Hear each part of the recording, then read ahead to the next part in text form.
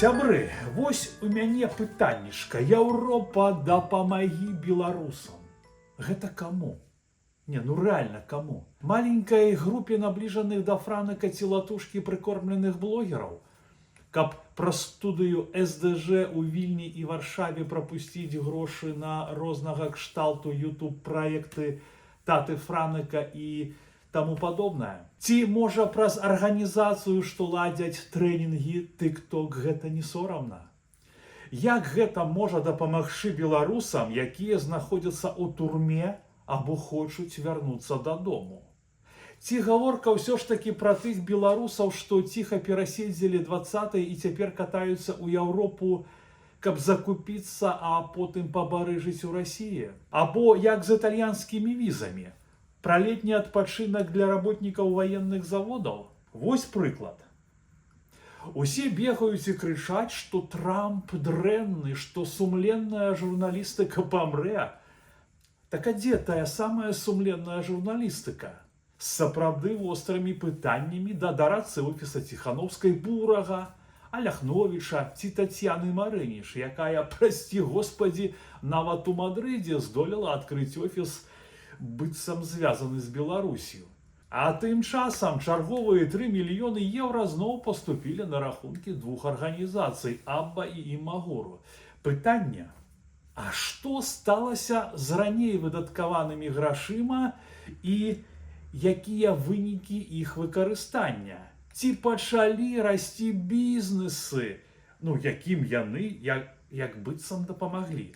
Ці сталі гэтыя бізнесы падтрымліваць незалежныя СМІ? Ці аказваюць яны дапамогу палітвязням? Адказ ува ўсіх выпадках не. Найн.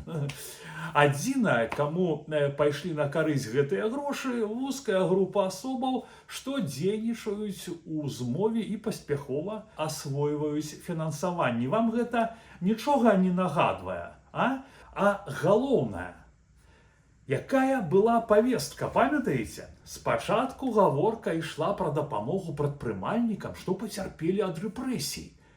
Але каму Абба ці там Імагуру рэальна дапамаглі? А цяпер іх павестка і ўвогуле гучыць так: трэнінг, як адкрыць бізнес у Польшы з нуля. І што тут пра Беларусь, палітвязняў і рэпрэсаваных? Каб пацвердзіць усё вышэйсказанае, вось цікавы скрын.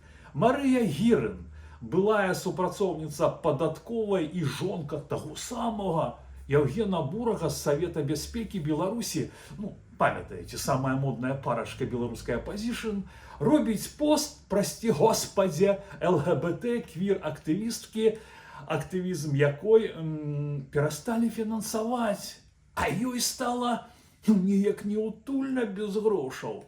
Той самае, што некалькі гадоў у эміграцыі паспяхова каталася па ўсіх магчымых форумах кшталту харасмент. І тым самым, у пэўным сэнсе, кампраметуючы і абясцэньваючы сапраўдныя подзвігі і каштоўнасці беларусаў. Але яна, замест таго, каб знайсці працу, абвесціла збор сродкаў у сувязі са сваім гаротным становішчам. І вось Гірын, якая атрымала долю з выдзеленых еўразвязам 3 мільёнаў еўра, рэпосціць эту ЛГБТ квір-квіз, як там яна сябе яшчэ называе, актывістку. Посціць, замест таго, каб проста прапанаваць беднай дзяўчынцы працу, хаця б у сваім кафэ ў якасці афіцыянткі. Вось яна, салідарнасць бізнесаў, але Пятрухін у бядзе не кіне. Магу дапамагчы Насці парадамі наконт працы ў Uber-даставе і расказаць, як на гэтым зрабіць сумленныя грошы.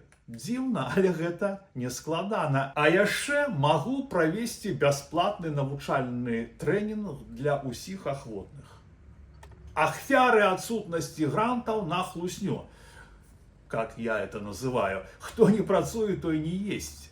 Я вельмі спадзяюся, што Трамп будзе паслядоўна рэалізоўваць у жыццё гэтую простую чалавечую ісціну. Хто не працуе, той не атрымае ніякай дапамогі і ніякіх грантаў.